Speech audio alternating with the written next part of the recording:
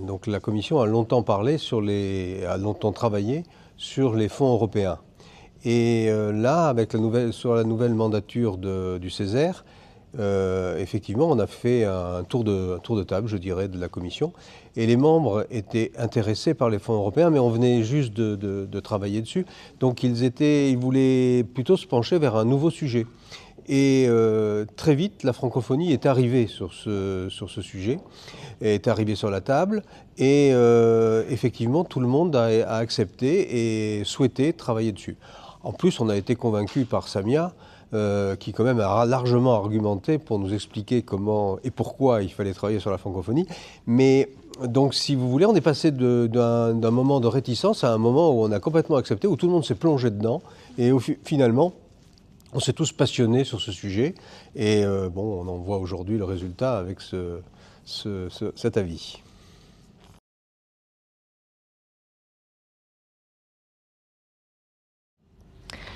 Alors déjà, je voudrais vous dire quelle orientation on a prise dès le départ. Dès le départ, on s'est dit, on va travailler en entonnoir. Le sujet étant tellement vaste qu'il fallait aller du plus large au plus serré. Et pour nous, c'était vraiment de la francophonie institutionnelle à la francophonie des territoires. Donc ça, c'était acté.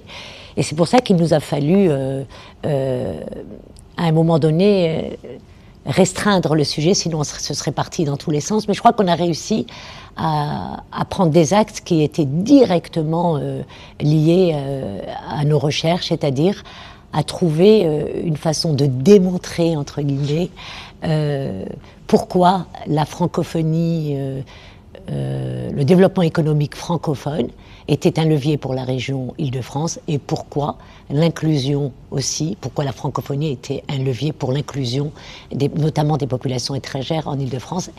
Et on est allé comme ça jusqu'à construire un outil stratégique qui s'appelle le fameux force, faiblesse, opportunité, menace, qui nous a conduit tout naturellement, et j'allais dire de façon crédible, aux recommandations.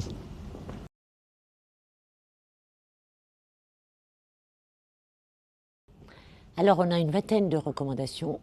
Comme c'est thématique, je vous en donnais 3 ou 4.